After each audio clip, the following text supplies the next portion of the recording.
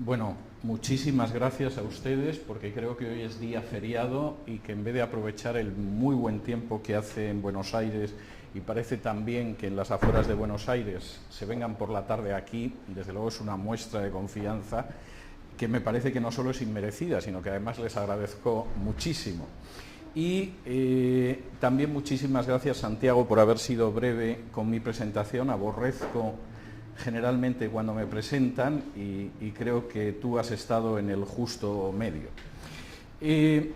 Voy a intentar en los próximos minutos tratar un tema que es absolutamente subjetivo, que es absolutamente personal, que casi me atrevería a decir que es íntimo, pero que de todas formas es el que voy a exponer porque creo que tiene paralelos con las experiencias de otras personas y podría llegar a tener paralelos con las experiencias de otras personas, y es simplemente el hecho de por qué soy cristiano. No solamente porque soy cristiano, sino porque además no lo oculto, que es algo que no suele ser muy habitual. Hay gente que podría reconocer entre amigos en círculos más o menos cerrados e íntimos que es cristiano, pero en fin, se guardaría mucho de expresarlo en un ambiente universitario, en un ambiente laboral, en un ambiente cultural.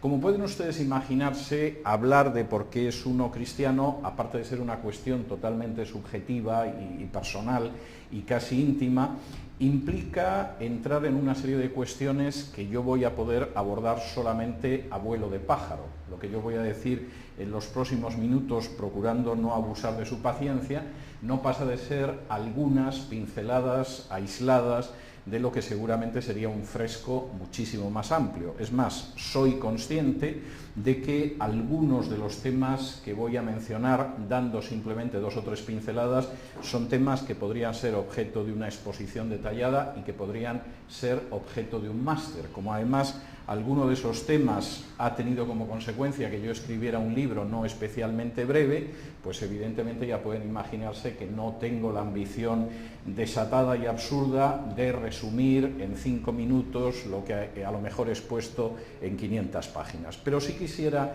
mencionar 3 aspectos por los que yo soy cristiano y por los que además creo que cualquier persona que pretende ser honrada intelectual y espiritualmente tiene que pensar si efectivamente es cristiana o si merecería la pena poder decir que es cristiana. La primera razón, que para mí es una razón decisiva, quisiera decir que si realmente no se diera esa razón, con toda seguridad yo no sería cristiano, es el hecho de que amo la verdad y no me resisto a la verdad. En muchísimos casos el gran problema no solo es que nos mientan o no nos digan la verdad, son nuestras propias resistencias a la verdad. Estamos dispuestos a aceptar determinadas verdades siempre que las verdades lleguen hasta cierta línea roja. A partir de cierta línea roja es muy común que el ser humano tenga una serie de resistencias que se le disparan. Y en ese sentido, yo tengo que decir, no considero que sea un mérito especial, es hasta posible que sea un gravísimo defecto, pero para mí la verdad no tiene líneas rojas. Y de hecho, cuando yo me convertí en cristiano, hace ahora 41 años, este año hará 41 años, se debió fundamentalmente porque a mí me interesaba conocer la verdad y abrazar la verdad, sin ningún tipo de límites. Supongo que la adolescencia hace que uno tenga esas audacias o esas locuras, y efectivamente el cristianismo recogía la verdad. Permítanme que cite solamente algunas de las pinceladas que me tocaron enormemente a la hora de ver que en el cristianismo estaba la verdad. En primer lugar, el cristianismo parte de una serie de fuentes históricas que no tienen paralelo en ninguna otra cosmovisión espiritual. Primero, la transmisión de esas fuentes es absolutamente extraordinaria. Del Nuevo Testamento tenemos entre los siglos I y IV aproximadamente unos 5.000 manuscritos completos o parciales.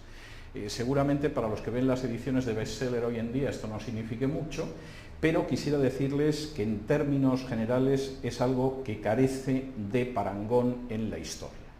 Cualquier persona que se acerque hoy en día a leer La Guerra de las Galias de Julio César, que algunos tradujimos cuando éramos estudiantes de latín en el bachillerato y que por supuesto tiene una veracidad que nadie ha cuestionado, se encontraría única y exclusivamente con 3 manuscritos. De esos 3 manuscritos, 2 tienen un cierto valor, otro es un manuscrito semicorrupto, pero el más cercano a Julio César está a 900 años de distancia de cuando Julio César escribió la Guerra de las Galias, y es el manuscrito más antiguo. Por supuesto, no negamos en absoluto su valor. Si alguno de ustedes tiene la tentación de leer, por ejemplo, La República de Platón, libro que sigue siendo extraordinariamente interesante, la distancia que hay entre el manuscrito más antiguo de La República de Platón y aquel que escribió originalmente Platón es una distancia de 1200 años, año arriba, año abajo. Nos sucede exactamente igual con todas las fuentes de la antigüedad. Siempre estamos hablando de un número de siglos entre la redacción de la fuente y el primer manuscrito que ha llegado a nosotros, que generalmente contamos con 1, 2, 3 manuscritos. A veces ni siquiera tenemos la obra completa. Por ejemplo, la gran historia de Roma de Tito Livio no nos ha llegado completa, hemos perdido muchos de sus libros, que nos hubiera gustado leer, sobre todo a los historiadores. Pero lo cierto es que, por supuesto, nadie cuestiona el texto que nos ha llegado de Suetonio, el texto que nos ha llegado de Flavio Josefo, el que nos ha podido llegar de César, de Platón, no digamos ya de Aristóteles, que se reconstruyó en la Alta Edad Media. Los evangelios no tienen ese problema. Es más, los manuscritos más antiguos de los evangelios apenas son unos años posteriores a los hechos que narran. El papiro más antiguo que tenemos de los evangelios es el papiro Tide, un papiro encontrado hace apenas unos años, que recoge un fragmento del Evangelio de Mateo. El papiro Tide habría que fecharlo posiblemente en la década de los años 40 del siglo I. No voy a decir que Mateo al pie de la cruz estaba tomando notas, pero da la sensación de que no esperó mucho más para escribir su evangelio, y en ese sentido, incluso los que en algún momento creímos que podía existir un documento Q entre los hechos y los evangelios, algunos hemos tenido que reconocer que nuestra conclusión no pasó de ser un pecado de juventud, porque Mateo es un texto demasiado antiguo. Juan, que es uno de los textos que se suele considerar más tardíos, de acuerdo al papiro Rylands, tuvo que escribirse, por lo menos la copia más antigua que tenemos es de la última década del siglo I. Es decir, de nuevo estaríamos hablando de una distancia muy cercana que no se da ni de lejos, ni por cantidad, ni por calidad en ninguna obra de la antigüedad. Los mismos evangelios son textos bastante más antiguos de lo que hemos creído o de lo que han creído algunos durante bastante tiempo. Quisiera decir que, por ejemplo, la primera biografía de Buda que ha llegado a nosotros no está menos de medio milenio distante de Buda. Es decir, hasta que alguien decidió escribir una biografía ya bastante embellecida y mitificada, había pasado al menos medio milenio. La primera biografía que tenemos de Mahoma está a 300 años de distancia de Mahoma, y por supuesto además es biografía única y a nadie se le ocurriría pasar por alto la sira. De hecho, convencionalmente damos por buenos los datos que dan, aunque hay historiadores que son enormemente escépticos al respecto. Los evangelios se escriben en apenas unas décadas. Mateo, estamos hablando de un texto seguramente de los años 40, si es que no es anterior, y el papiro Tide simplemente es nuestro papiro más antiguo, pero no es el más antiguo. En el caso de Lucas, estamos hablando de un texto posiblemente de la década de los años 50 como muy tarde. Lucas, como sabrán los que hayan leído el Nuevo Testamento, es la primera parte de una obra historiográfica del médico Lucas, que tiene como segunda parte el libro de los Hechos y como primera parte el Evangelio de Lucas. El libro de los Hechos, como muy tarde, tuvo que escribirse en torno al año 60. De hecho, no hay un solo acontecimiento mencionado en Hechos, aunque hubiera sido muy interesante, que sea posterior al año 60. En realidad, no posterior a la década de los 50. Por ejemplo, es absolutamente increíble que Lucas, que menciona a Santiago, el hermano de Jesús, con profusión en el libro de los Hechos, no nos relatara su muerte, que tuvo lugar en el año 62, pero no nos la relata simplemente porque Hechos se escribió antes. Y dado que Lucas escribió antes que Hechos, estamos hablando de un libro que pudo escribirse quizá 10, 15 años después de la crucifixión de Jesús, lo cual es un tiempo verdaderamente notable. Además, Lucas, voy a resistir la tentación de entrar en Lucas, porque esta es una de las tentaciones que tengo ocasionalmente. Lucas es un historiador a la altura de los grandes historiadores clásicos. Es un personaje que como historiador supera claramente a Heródoto, estaría desde luego a la altura de un Tucídides, y en el momento de fijar con exactitud datos históricos es superior a los historiadores romanos de la época. De hecho, hasta el siglo XIX había quien pensaba que Lucas se había equivocado con los títulos de magistrados que aparecen en el libro de los Hechos, hasta que a finales del siglo XIX las excavaciones en Asia Menor de pronto nos descubrieron que Suetonio o Tácito eran menos cuidadosos a la hora de hablar de los cargos públicos de lo que era, por ejemplo, Lucas, que era enormemente exacto. Los títulos que él daba eran exactamente los títulos que se encontraban en las excavaciones arqueológicas.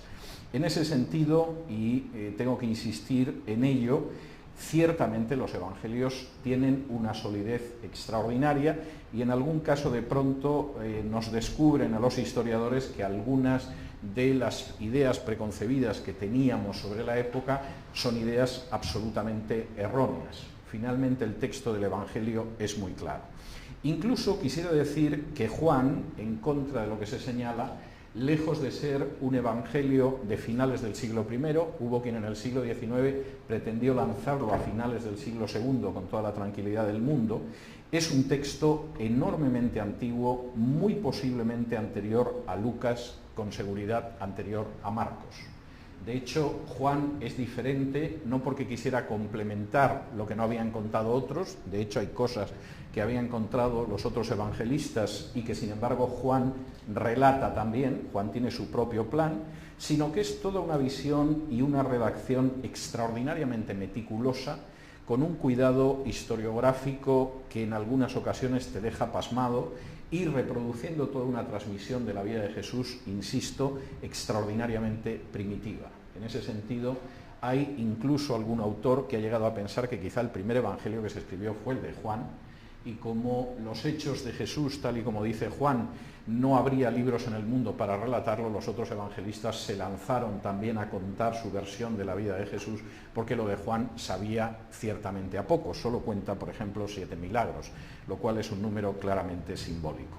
En ese sentido, lo que aparece contenido en los evangelios es demasiado antiguo, demasiado cercano, demasiado abundante, demasiado fidedigno, como para ser rechazado, y desde luego va mucho más allá que otras fuentes históricas. Eso es algo que a mi juicio resulta enormemente interesante desde el punto de vista de investigar la verdad. No tiene comparación tampoco con ningún otro proceso religioso. Algo similar sucede con el hecho central de la historia cristiana, que es el hecho de la resurrección. Hablar sobre la resurrección nos llevaría tranquilamente un par de horas y no pienso agotar su paciencia de esa manera, pero permítanme que cite algunos elementos que son muy importantes.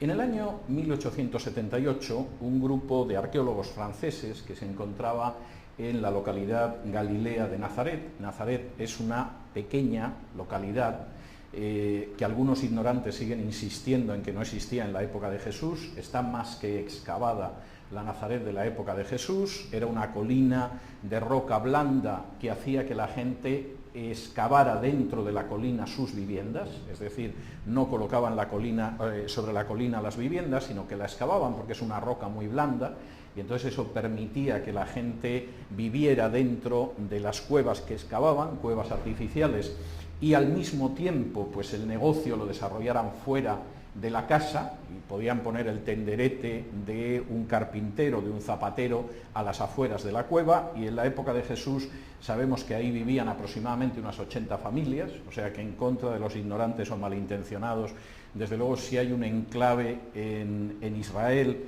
en la Palestina actual, donde sepamos prácticamente todo sobre la época, ese enclave es Nazaret, sabemos más de Nazaret que de Jerusalén. Quisiera aclararles, aunque el yacimiento quizá no sea tan importante. Y en el año 1878 un grupo de arqueólogos franceses dio con un hallazgo verdaderamente llamativo.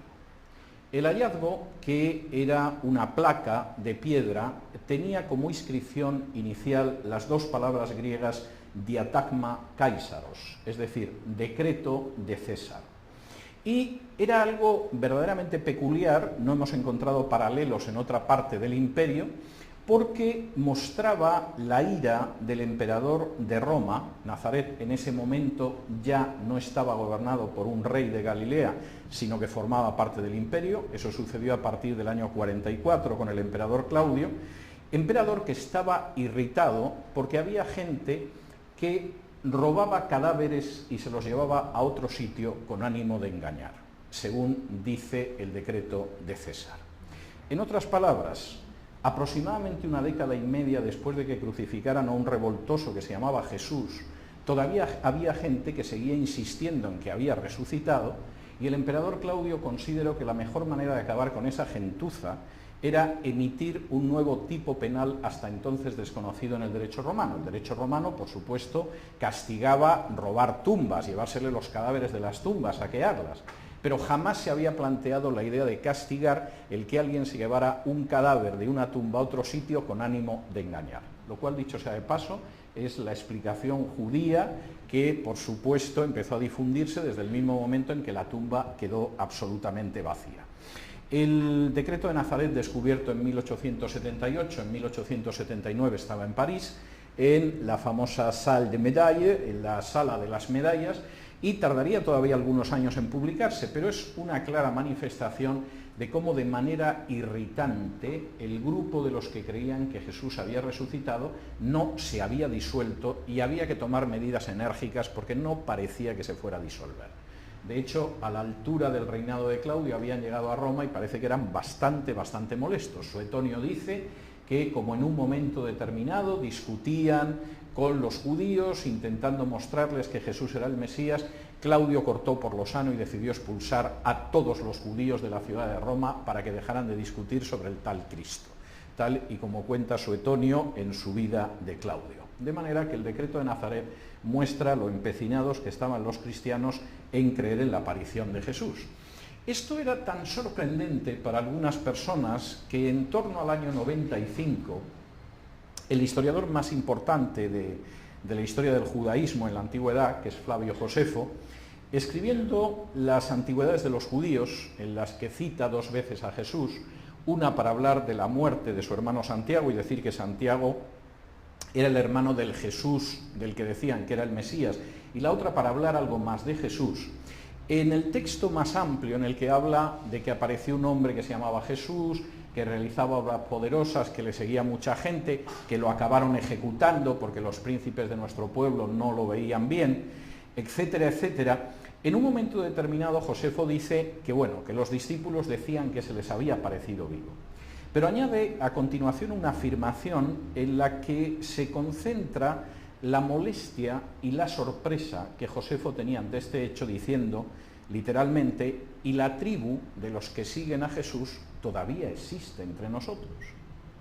De manera que no podemos entender, a más de 60 años de distancia, a pesar de que a Jesús las autoridades de nuestro pueblo decidieron arrancarle la vida, sigue teniendo seguidores. Esa tribu, y el término en griego no es un término amable, en fin, la secta, peor que la secta, la tribu de los que siguen a Jesús, todavía siguen pululando por aquí, lo cual es incomprensible. Y sin embargo uno diría que es bastante lógico, porque en última instancia la resurrección contenía una serie de elementos que explica por qué la tribu de los cristianos seguía existiendo para malestar de Josefo a finales del siglo I y sigue existiendo a inicios del siglo XXI para malestar de mucha más gente que Josefo. En última instancia, la resurrección había empezado con una tumba vacía cuyo cadáver no consiguió encontrar nadie.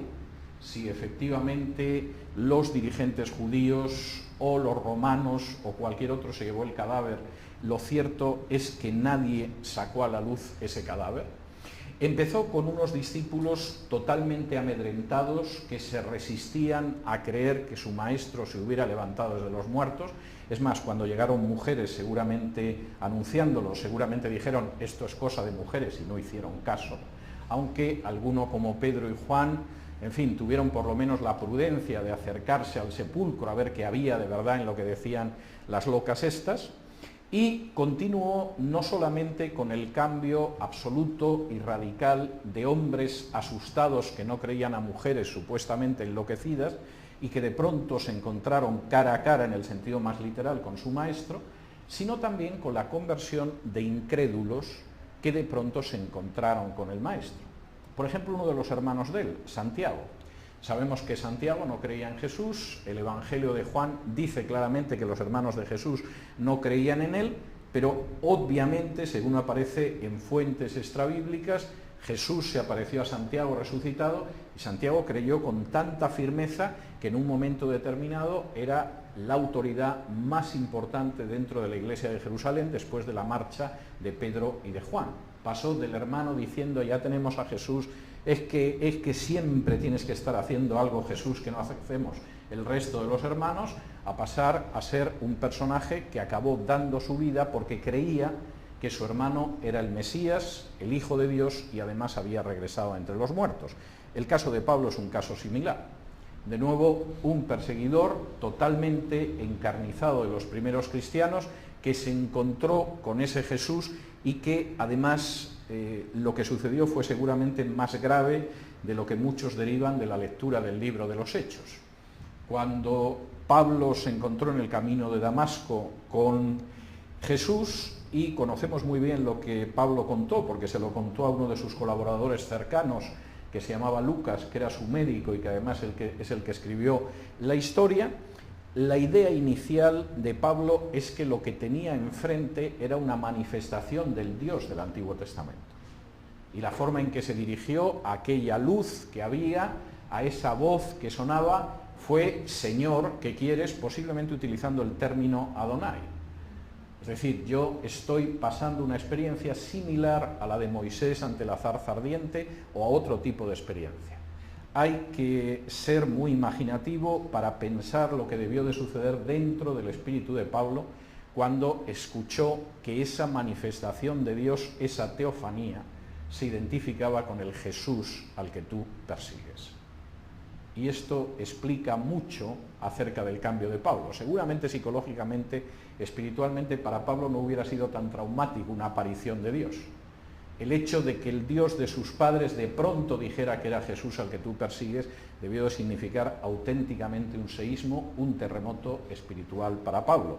Y Pablo, apenas unos años más tarde del decreto de Nazaret, se podía permitir decir que había mucha gente a la que Jesús se había aparecido y que en torno al año 50 y pocos del siglo I, más de 500 personas que habían visto a Jesús resucitado todavía estaban vivas. Algunos habían muerto ya, claro, habían pasado 2 décadas, más de 2 décadas, pero había personas vivas y por supuesto se las podía consultar. En ese sentido, y para mí es tremendamente importante, el hecho de que yo abrazara el cristianismo está muy relacionado con el hecho de la verdad de los documentos en los que se sustenta el cristianismo, la solidez de los testimonios acerca de la resurrección y voy a citar otra cuestión, pero solo citarla porque esto nos llevaría desde luego a discurrir por caminos que nos llevarían mucho tiempo, el hecho de que efectivamente en Jesús se cumplieron más de 300 profecías mesiánicas, lo cual, dicho sea de paso, es algo que desafía el cálculo de probabilidades y que desde luego ni lejanamente se puede atribuir a la casualidad. La segunda razón por la que soy cristiano, y es una razón que no provocó mi conversión hace más de 40 años, pero que sí ha afianzado mi resolución en ese sentido, es que el cristianismo ha cambiado de manera positiva la historia universal. Cuando hablo del cristianismo no estoy hablando de las manifestaciones históricas que se denominan cristianas y que son contrarias a la enseñanza de la Biblia. No puedo denominar como cristiana la existencia de la Inquisición. Para muchos, hasta hace pocos años, evidentemente la Inquisición no solo era mala, sino necesaria y además salutífera, saludable, muy saludable. Pero lo cierto es que no puedo encajar la existencia de la Inquisición o, por ejemplo, las cruzadas o otros fenómenos que se han relacionado con el cristianismo, con lo que sobre el cristianismo dicen sus documentos originales contenidos en el Nuevo Testamento. Cuando hablo de ese aporte positivo, hablo de aquello que deriva directamente de esos documentos originales del cristianismo.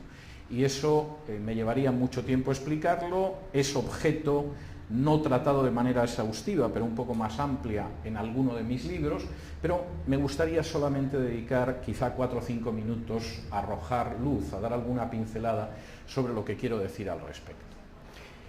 El mundo en el que surgió el cristianismo en el siglo I era un mundo desde muchos puntos de vista maravilloso. Los que nos hemos dedicado a trabajar con la antigüedad y además con la antigüedad clásica no podemos sino sentir una inmensa admiración, yo diría que a veces una profunda fascinación por el mundo clásico. La belleza artística no ha llegado, en términos de las artes plásticas, a superar jamás lo que podía ver Pablo en Éfeso o lo que podía ver en Atenas. Y en ese sentido, algunos escultores posteriores como Miguel Ángel o Rodin han podido acercarse a la belleza clásica, a la belleza griega, pero acercarse. No ha podido superarse humanamente. En términos arquitectónicos hemos podido construir edificios más altos, pero difícilmente más bellos que los edificios que adornaban las ciudades de Grecia o de Roma. No sabemos cómo era su música, de modo que es posible que Bach y Beethoven y Mozart y Wagner sean superiores, pero carecemos de punto de referencia. En términos de literatura, casi todo está inventado en Grecia. Y en ese sentido no solo es el origen del teatro, es el origen de la filosofía y por supuesto es incluso hasta el origen de las novelas de aventuras y de la literatura fantástica. Y personalmente no encuentro inferior, por ejemplo, a Apuleyo y su asno de oro, a algunas de las novelas de terror o de literatura fantástica que ahora mismo tengan éxito. Incluso hasta inventaron la pornografía. Y quien lea, por ejemplo, el Satiricón de Petronio encontrará una forma de pornografía bastante más elegante que las 50 sombras de Grey, de modo que era una cultura desde muchos puntos de vista que a algunos nos sigue fascinando. Yo mismo considero que el día que no leo algo en griego es un día perdido, de modo que hablo con profundo amor hacia esa época de la historia. Pero esa época de la historia en la que surgió Jesús era una época en que realmente uno podía tocar determinadas alturas de sublime belleza a condición de que en él se dieran ciertas circunstancias, que fuera varón, que no fuera un esclavo y que estuviera sano. Si una persona, la que fuera, no era varón, no era libre y no estaba sano, verdaderamente el mundo clásico era infernal. Ser mujer en el mundo clásico era una gran desgracia, es verdad. Hubo emperatrices que fueron envenenando a todos los rivales de su hijo para que su hijito Tiberio llegara al trono de Roma, es cierto, eran poderosas. Hubo mujeres con un enorme peso, incluso hubo poetisas, artistas, etc., pero ser mujer era una desgracia. De hecho, en la Roma de la época a la que llega Pablo, era una Roma donde prácticamente más del 98% de las familias no tenía una segunda hija. Tener una ya era un sacrificio inmenso, pero por regla general la segunda hija acababa en las alcantarillas. Y de hecho, una de las circunstancias más pavorosas con las que uno se encuentra en la arquitectura del mundo clásico es encontrar los cadáveres de niños recién nacidos que se han lanzado por la alcantarilla, pero que en más de un 80% corresponden a niñas. Es decir, se tiraba a los niños, pero con especial profusión a las niñas. Y en ese sentido, ser mujer era una circunstancia muy difícil.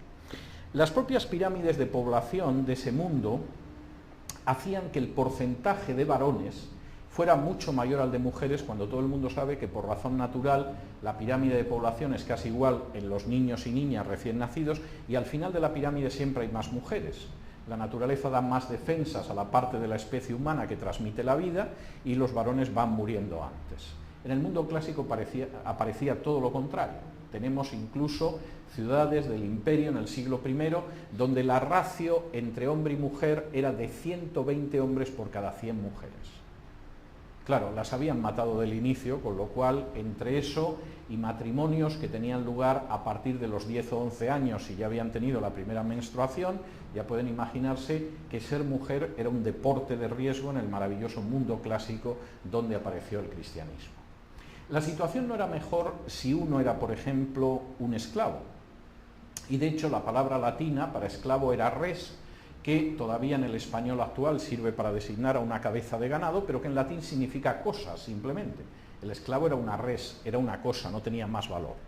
podía tener una vida relativamente suave cuando vivía en casa de alguien que era muy acomodado y, por ejemplo, era un griego esclavo que enseñaba el griego a los niños de la casa, un paidagogos, como dice Pablo en la carta a los Gálatas, que a lo mejor iba ahorrando dinero y un día podía comprar su libertad, pero había gente que vivía apenas unas semanas si, por ejemplo, se le empleaba en las minas, como, por ejemplo, fue el caso de Juan en el Apocalipsis. Cuando Juan habla de que estaba en Patmos, no estaba en un hermoso resort en el Mediterráneo disfrutando y le empezaron a venir visiones.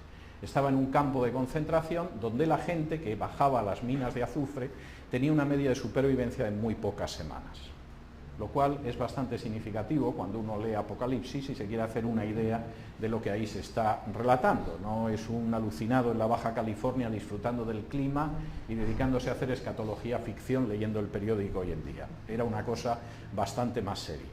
No digamos ya si uno era un enfermo, porque una cosa que sabían los médicos del mundo clásico es que cuando había una epidemia había que huir. En la antigua Roma, como en Atenas, se sabía cuándo había una epidemia porque los médicos desaparecían de la ciudad. Y es extraordinariamente interesante, introduzco algunos de estos textos en mi libro de la herencia del cristianismo, señalar como una de las sorpresas de los paganos era que los cristianos no solo no abandonaban a sus parientes enfermos en las cunetas, como hay que hacer cuando tienes un enfermo en casa, sino que además de atender a sus parientes, atendían a otra gente que ni siquiera era cristiana. El mundo experimentó un cambio que ni siquiera podemos imaginar gracias al cristianismo. Y no solamente en lo que enseñó a una cultura, por un lado extraordinariamente bella, pero al mismo tiempo carente de conciencia y desde luego de una extraordinaria dureza hacia el prójimo, como era la cultura clásica, sino también por la manera en que ha marcado nuestro mundo moderno y contemporáneo a partir de la Reforma. Voy a resistir firmemente la tentación de ponerme a hablar de la influencia de la Reforma en nuestras sociedades, pero sí quisiera señalarles que gracias a que en España no hubo reforma, y que por lo tanto España, que estuvo en el campo de la contrarreforma y se despanzurró históricamente gracias a ser la espada de la contrarreforma, al sur del Río Grande hay una serie de valores que recuperó la reforma que no hemos tenido jamás. Desconocemos en esta parte del mundo lo que es la supremacía de la ley, como no podía ser menos, porque no tuvimos una reforma. Nuestra cultura del trabajo no es la cultura que recuperó la reforma. Carecemos de una cultura económica que se parezca mínimamente a eso y además no creemos en la separación y la división de poderes. Creemos en salvadores de la patria, que lo mismo en México, que en Argentina, que en Guatemala, que en cualquier otro sitio, se supone que providencialmente van a solucionar los problemas que llevamos sin arreglar 500 años. Existe un refrán español que dice que mal de muchos consuelo de tontos, de modo que consuélense pensando que en España y en Portugal y en Italia sucede exactamente lo mismo que puede suceder en Cuba, en Argentina, en Chile, en México, en Paraguay, porque compartimos una cosmovisión que ni siquiera sabemos que tenemos común y con toda la diferencia que pueda haber entre un guatemalteco y un argentino y un peruano y un chileno, la verdad es que esa cultura que no conoció la recuperación de la Biblia que venía con la Reforma es la cultura que seguimos viviendo y que nos hace pensar por qué nunca conseguimos salir de situaciones que ya llevan prolongándose medio milenio. Para mí esa es otra de las razones para ser cristiano. Hay una tercera razón y me voy a detener en ella los últimos minutos porque para mí es decisiva. Si en los minutos anteriores yo les señalaba que yo llego al cristianismo porque efectivamente tengo un amor hacia la verdad que a veces me parece amablemente ingenuo cuando era un adolescente, y ciertamente los pilares del cristianismo son incomparablemente sólidos, si a medida que profundizo en la historia del cristianismo me doy cuenta de lo que hubiera sido un mundo sin cristianismo, que sería todavía mucho peor que el mundo en el que vivimos ahora, hay una tercera razón por la que yo tuve claro también, y esto fue de la mano del conocimiento de la verdad, que iba a acabar siendo cristiano. Y es porque creo que el cristianismo y el mensaje que aparece en la Biblia responde a los eternos interrogantes del ser humano. Aunque durante el siglo XX hubo gente brillante y pedante que decidió que la filosofía ya no tenía sentido, es decir, la filosofía en el siglo XX solo tenía sentido si era, por ejemplo, filosofía matemática. Y esto lo decía Bertrand Russell, que luego pontificaba sobre el bien y el mal a todas horas y que tenía una facilidad para perseguir a las esposas de los amigos verdaderamente temible, lo cual no deja de ser uno de los aspectos más llamativos del filósofo británico. Y, por supuesto, había gente que pensaba que, bueno, hemos llegado ya a un punto en el que efectivamente la filosofía está muerta. Posiblemente hay escuelas de filosofía que ya nacieron muertas, pero las grandes preguntas de la filosofía siguen siendo válidas porque son universales. ¿Quiénes somos? ¿De dónde venimos? ¿Y a dónde vamos? El cristianismo es la única cosmovisión que finalmente nos da respuestas honradas a esas tres preguntas. Cuando pregunta quiénes somos, no está hablando de que somos seres con potencialidades infinitas que se proyectan hacia el dominio del espacio o cualquiera de estas cosas que en general le gusta oír a la gente.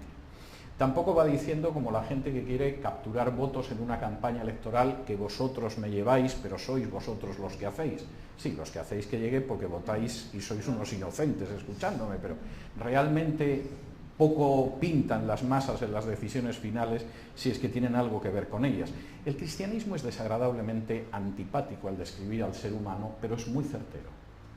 Somos una especie caída, no solamente en un sentido global, sino en un sentido individual.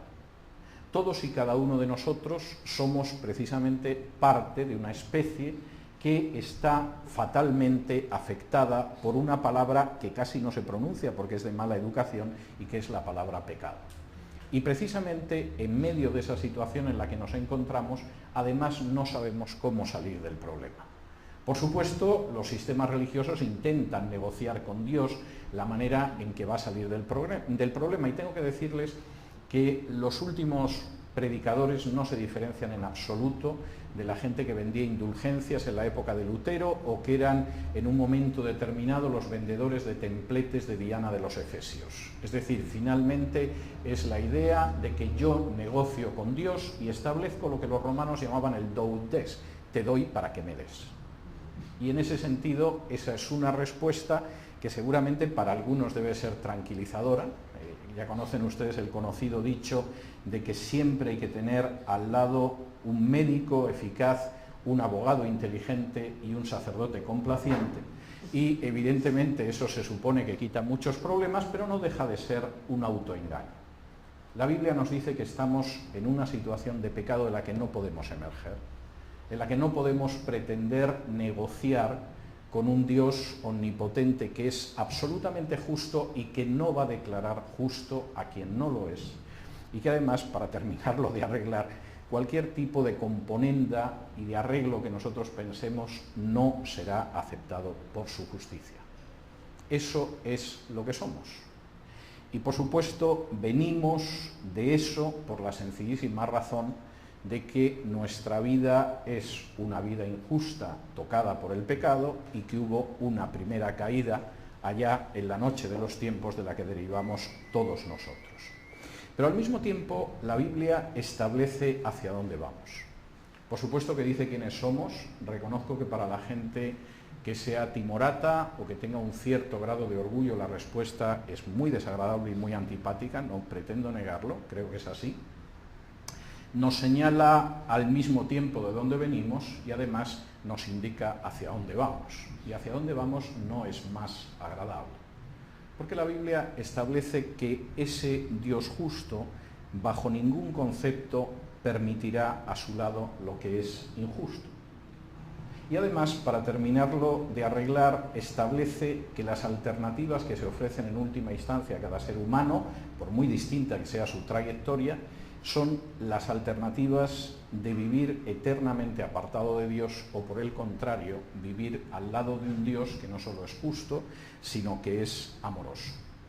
Y en ese sentido, volviendo de nuevo a los Evangelios, los relatos que aparecen en los Evangelios son extraordinariamente molestos para cierto tipo de personas. Dios no es el Dios que persigue a los no religiosos, sino que por el contrario parece ser que se siente especialmente irritado con aquellas personas que creen que su religión los justifica. Incluso Jesús, que era bastante impertinente, nosotros tenemos una imagen de Jesús muy edulcorada, muy de Hollywood, hasta pensamos que tenía los ojos azules, que lo más seguro es que no. Pero Jesús, aparte de tener un fino sentido del humor, que hería mucho a algunas personas, era enormemente impertinente. Piensen, por ejemplo, en alguno de sus relatos. En una de sus parábolas, recogida por Lucas, cuenta que al templo de Jerusalén subieron dos personas a orar. Una era un asqueroso publicano, que era esta gente que recogía impuestos. La gente que recoge impuestos son unos asquerosos en todas las sociedades. Todo el mundo lo sabe, eso es una creencia universal, pero este además lo recogía por cuenta del ocupante romano. Y un fariseo, que como su nombre indica, era un parush, un apartado, alguien que vivía exclusivamente pensando en Dios. Y Jesús prosigue el relato diciendo que el fariseo se había colocado en la parte de delante del templo y empezó a hacer una exposición sólidamente racional de quién era. Él, en primer lugar, era una persona que cumplía la Torá, la ley de Moisés, y que desde luego no era como el publicano aquel repugnante que había al fondo del templo. No era una persona que mintiera, no robaba, no mataba, no cometía adulterio, y nada nos hace creer que no estuviera diciendo la verdad al presumirlo. En segundo lugar, era una persona que iba mucho más allá de la ley de Moisés. Por ejemplo, ayunaba 2 veces a la semana. Es curioso porque la ley de Moisés habla de un solo ayuno obligatorio, solo el día de expiación, el Yom Kippur. De modo que este hombre venía a ayunar unas 104 veces más, 103, de lo que se supone que debía de ayunar alguien. Reconozcan ustedes que como forma de mostrar la eficacia espiritual del ayuno, este daba el 100 por 1. En términos de diezmos iba también mucho más allá de lo que exigía la Torá. Este daba el diezmo de todo lo que ganaba, que es esa división de Moisés de diezmo en 3 años, en grupos. No. Eso es para los miserables que se aferran a su bolsillo. El fariseo daba el 10% de todo lo que ganaba. El pobre y miserable publicano no pretendía nada de esto. Era consciente de que era un pecador. Desde luego no iba a diezmar los impuestos que recogía para Roma, seguramente no ayunaba jamás, y curiosamente estaba al fondo con la cabeza bajada, golpeándose el pecho y diciendo: sé propicio a mí porque soy un pecador. En otras palabras, era consciente de que no podía llegar a un acuerdo, un pacto o algo parecido con Dios, porque era un simple pecador. Jesús, de la manera más antipática posible, concluye esta parábola de una manera escandalosa. El hombre súper espiritual y súper religioso, súper donante, se podría decir incluso, y súper ayunante, no bajó justificado a su casa. Y el que era un pecador y reconoció que lo era, y que no había ninguna base para recibir perdón, y que lo único que podía era arrojarse a los pies de Dios diciendo: perdóname, es el que bajó justificado a su casa. Reconozcan ustedes que esto hunde la publicidad de cualquier religión. A mí no me sorprende que a Jesús le crucificaran, lo que me sorprende es que tardaran tanto en hacerlo. Ahora, fíjense en otra de las historias de Jesús, posiblemente su parábola más conocida y más mal titulada, porque la gente se empeña en hablar del hijo pródigo, cuando en realidad la parábola tendría que llamarse de los 2 hermanos o del buen padre, pero no del hijo pródigo, que es el protagonista solo de la primera parte. Jesús cuenta la historia de 2 hermanos. Uno era un muchacho que decidió vivir la vida, de manera que le dijo al padre: mira, calcula lo que me tienes que dar de herencia, que yo me voy. Y en un momento determinado el padre, seguramente con el corazón destrozado, porque el hijo era muy joven y no quería verlo apartarse, sin embargo dividió lo que le iba a tocar de herencia y le dio el dinero, y el hijo, como era joven y tenía dinero, se fue a vivir a Miami o a algún sitio de este tipo, ¿no?, donde se sabe que la gente vive muy bien. Cuando uno es joven y tiene dinero y llega a un país que no es el suyo, la gente lo ve como alguien encantador y simpático. Da igual que seas negro como el carbón, que seas oscuro, que seas feo o lo que sea. Eres simpático. Qué simpático es este negrito con las fiestas que da en Coral Gables. Es que es encantador. Vamos a la fiesta del negrito. Es negrito en un sentido afectivo, ¿no? Qué simpático el indio este con esas barbacoas que organiza en tal sitio. Y mientras duró el dinero para las barbacoas y los cócteles, el extranjero era un tipo simpático. Pero mira tú por dónde, aparte de que se le acabó el dinero, el país entró en crisis. Y dejamos de ser hospitalarios cuando el país entra en crisis. Es más, nos da igual hasta el color de piel. Puede que sean blancos como la leche y tengan unos cabellos dorados como el oro y unos ojos azules como las olas del mar. De pronto hay crisis, la gente se queda sin trabajo y estás pensando qué diablos hace este quitándole aquí un puesto de trabajo a uno de los nuestros. Y el jovencito se encontró sin dinero, había desperdiciado todo lo que le tenía que durar hasta el último día de su vida, y en un país donde sinceramente le veían mal, como siempre suele verse mal a los extranjeros en una época de crisis. Encontró trabajo cuidando cerdos, que para un judío no es lo mejor del mundo, porque es un animal impuro, del que uno no debería no solo no comer, sino ni siquiera tocarlo. Pero, a pesar de tener que pasar por el mal trago de cuidar cerdos, que además huelen muy mal y es un animal bastante asqueroso, le daban mal de comer. De hecho, cuando él daba de comer a los cerdos, según cuenta Lucas, pensaba, ya me gustaría a mí comer lo de los cerdos, lo cual quiere decir que con lo que le pagaban no le daba ni para eso. Los cerdos se llenaban el vientre de algarrobas y a él le tocaba seguramente comerse un triste sándwich al final de trabajar durante un montón de horas, y en un momento determinado volvió en sí, y la palabra que utiliza Lucas es la misma palabra que se utiliza cuando uno se despierta después de una horrorosa borrachera al día siguiente y vuelve en sí, dice, Dios mío, ¿con quién me acosté anoche? ¿Qué bebí? Bien, eso fue lo que le pasó al hijo, y de pronto decidió que iba a regresar a su casa. El texto de Lucas dice que además hasta se hizo un guión con lo que iba a decir. Iba a decir, Padre, he pecado contra el cielo y contra ti, no merezco ser llamado hijo tuyo, trátame como uno de tus jornaleros. Y seguramente lo iba repitiendo durante el camino y no pudo volver en avión, ni siquiera en la clase turista de LATAM, porque realmente no tenía un céntimo, de modo que tuvo que regresar caminando desde Dios sabe dónde hasta su casa. Y en el camino de regreso iba repitiendo aquello de Padre, pecado contra el cielo y contra ti, no merezco ser llamado hijo tuyo, hazme como uno de tus jornaleros. Y después de días y días de caminar, en eso que en España se llama el coche de San Fernando, es decir, un ratito a pie y otro andando, llegó cerca de la casa de su padre. El texto de Lucas dice que el padre estaba fuera de la casa y de pronto lo vio a lo lejos.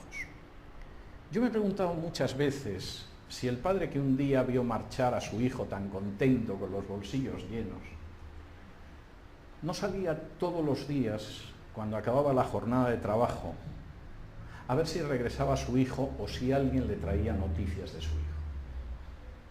Miraba un rato la línea del horizonte, no veía nada y volvía a entrar en su casa. Pero de pronto aquel día descubrió en lontananza un bultito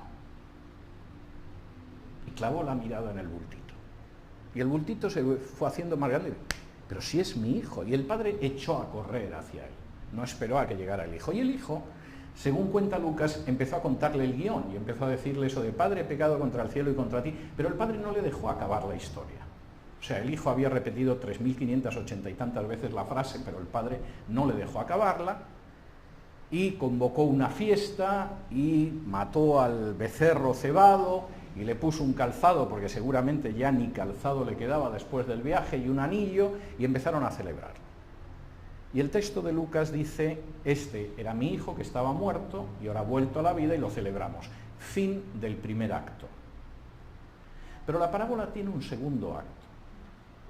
Había un hijo que todo el mundo pensaba que era bueno, no había pedido dinero, no se había gastado nada, trabajaba en la casa, en fin, esos que algunos piensan que es un hijo ejemplar y que a veces cuando se abre el testamento descubres cómo es el hijo. En este caso no hubo que abrir el testamento. Cuando llegó a la casa, escuchó la música en casa, llamó a uno de los criados y le dijo: ¿qué está pasando? No, tu hermano, que fíjate, el tiempo que no sabíamos de él ha vuelto, tu padre está como loco de alegría, dice que bueno, que estaba muerto y ha regresado entre los muertos y ahora está vivo. Y el padre sale y le dice: hijo, entra a la fiesta. Y el hijo le contesta algo que hubiera podido decir el mismo Groucho Marx, que solía decir aquello de: yo jamás pertenecería a un club donde me dejaran entrar, lo cual era bastante claro. Mira, papá, yo no voy a entrar ahí. Pero ¿qué es esa fiesta con un sujeto que se llevó un montón de dinero hace un tiempo, que se lo ha gastado con prostitutas y ahora le haces una fiesta? Yo siempre me pregunto cómo ese hijo sabía que su hermano se había gastado el dinero con prostitutas, que no lo dice en ningún sitio de la parábola. A veces pienso que es un simple fenómeno de proyección psicológica. Él se hubiera gastado el dinero con prostitutas, pero no lo tenía. De modo que llegó a la conclusión de que era en lo que lo había empleado su hermano. Y la respuesta del padre es el final del segundo acto, con las mismas palabras con las que concluye el primer acto de la parábola. Hijo, todo puede ser tuyo. Tú estás invitado también a la fiesta. Estamos celebrando que tu hermano estaba muerto y ahora está vivo, estaba perdido y lo hemos recuperado.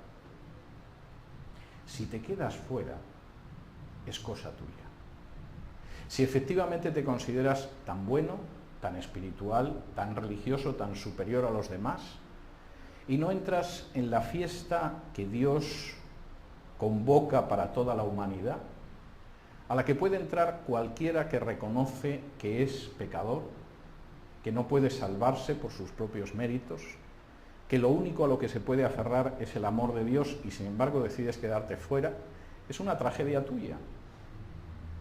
Pero no digas que no tenías las puertas abiertas. La gran respuesta del cristianismo, que a mí me sigue conmoviendo todavía, y que por supuesto podría desarrollar teológicamente, pero para que no se aterroricen les adelanto que no pienso hacer, es que efectivamente ninguno de nosotros tenemos el menor derecho a entrar en la fiesta. Nos hemos apartado de Dios de manera escandalosa, hemos hecho nuestra santa voluntad y a veces hemos tenido hasta el descaro de abrazar sistemas religiosos que pretenden decirnos que podemos negociar de tal o de cual manera con Dios para acabar entrando en la fiesta.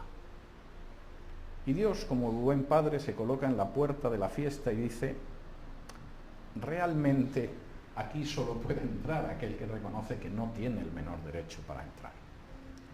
Aquel que reconoce sus pecados y sus faltas, aquel que sabe que en realidad en justicia no podría jamás acercarse ni siquiera a 50 metros del lugar del banquete, pero que sin embargo se acoge al amor inmerecido de Dios que se manifestó de manera extraordinaria cuando Jesús murió en la cruz pagando por nuestros pecados.